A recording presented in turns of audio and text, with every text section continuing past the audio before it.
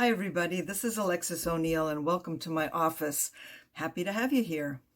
And you may know that I write fictional picture books for kids, including, you might know The Recess Queen, or you might know Loud Emily. But what you may not know is that I love writing nonfiction too. I love finding out about people in American history that did amazing things. I like finding out about how ordinary people can do extraordinary things. So I've had 3 nonfiction books published by Calkins Creek, an imprint of Boyd's Mills and Kane.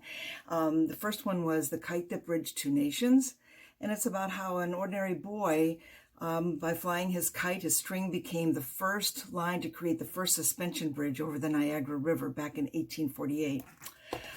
Coming out in September is my book, The Efficient, Inventive, Often Annoying Melville Dewey.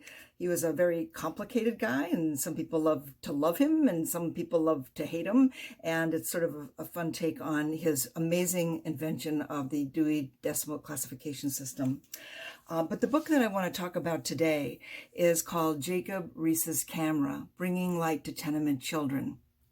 Now, Jacob Riis he immigrated from Denmark in 1870. And when he arrived in New York City, he discovered that jobs for immigrants were hard to find and also hard to keep. In fact, he became homeless at one point in his life. Well, he got a break and he became a reporter for a newspaper, and then eventually he became a police reporter for the New York Tribune. And his area that he covered was Mulberry Bend, probably one of the worst tenement districts in the Lower East Side in its day. Terrible conditions with outhouses in the back. People had to walk down flights, darkened staircases, really unhealthy conditions. Well, he wrote about it and wrote about it, and nothing really changed. And then something happened in 1887. Flash powder was invented.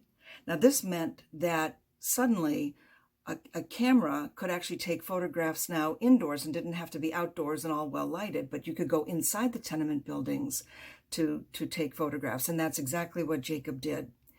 So he combined both the photographs that he took with his words. He wrote a book called How the Other Half Lives, Studies Among the Tenements of New York. And he also created a lecture. And the lecture, he showed slide images on a stereopticon, so they were life-size and really had an impact. Well, it had a very big impact on a man named Theodore Roosevelt. At the time, he was president of the police board in New York City. And he actually came to Jacob's office and says, how can I help? And so they worked together to try to improve the conditions in the tenements. And so Jacob Riis is known as a pioneering photojournalist and also a tireless social reformer. And he lived during the times of Jane Addams and Ida B. Wells. So there was a lot of reform going on at the time. And so he was on fire for this kind of improving of conditions, especially for children in the city. So that's just a little bit about the book, Jacob Riis's Camera. But when I visit schools around the country, kids, they always say to me, where do you get your ideas for the stories? And, sometimes an idea can hit you like a blast and boom, you're on it. But sometimes an idea actually is a layer. It's like a layer cake, so the first layer for me, as I look back on how I came to do this book, actually began when I lived in Syracuse, New York. When I lived in Syracuse, I actually was a member of the Syracuse Camera Club. And in the camera club, we would take photographs, mostly slides. They also had a print division, but they had a slide division. And I had my camera with me all the time, and I loved to do photographs. And they would in the competition, sometimes they'd be for individual images, but the competition I liked the best was the one that was the slideshow image competition, because in that you had to string together photographs and then make a narrative that would go along with it. And I found that really satisfying to put the words and the pictures together. Okay, so here's another layer now. My father worked in a clothing factory in Waltham, Massachusetts. So I was familiar with factories. I also was a teacher, and I became interested in child labor. So I saw photographs by Louis Hine. I saw photographs by Dorothea Lange, and I saw photographs by Jacob Riis as well. But the name Riis really didn't stick with me as much as Lange and Hines did. So anyway, the just having that in it's sort of in that layer of knowing and also loving photography. Okay, so then another layer was when I went to the national park at Lowell Mills in Lowell, Massachusetts.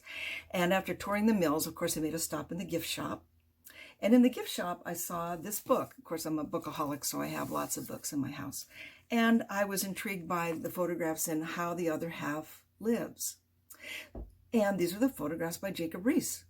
So as I did that, I was intrigued by the photos, but I also then, I wanted to know more about Jacob Riis. So I picked up his autobiography called The Making of an American. And oh my goodness, it was like he was right beside me talking to me. And I had a lively voice and an enthusiastic voice and an interesting voice. And I could see how he became such a really good lecturer and told people about conditions in the tenements in New York City. So that really, this was the final piece on that. Well, actually the final piece is to go from here to doing research to then coming out with a book that kids can enjoy. Now we know that kids are, in third grade out here, I live in California, are always studying biographies. Usually a kid has to do some kind of biographical report in third grade. And I thought it'd be sort of a nice contribution for them to know about this person who made such a difference in people's lives. And also, I think they'd like to know that it started when he was a kid. When he got a bit of allowance, he went over to one of the poorer houses in his home in Denmark, and he donated the money to help them tidy it up. So I think kids will really enjoy it. And there's lots of back matter to give context to this story. So I'm really, really happy with that particular book and grateful that Culkin's Creek decided to publish it. So thanks so much for watching today. And I hope you have a good time reading my two new biographies, Jacob Riis's Camera and The Efficient, Inventive, Often Annoying Melville Dewey, and the illustrations are by Edwin Fotheringham and illustrations by Gary Kelly, and illustrations in the Kite book are by Terry Widener. So go out, go forth, read, and let me share a quote from Riis with you. Let me see where I put it. Here's one of the things he said about, I'll leave you with this thought. I hate darkness. And I hate darkness and dirt anywhere, and naturally want to let in the light.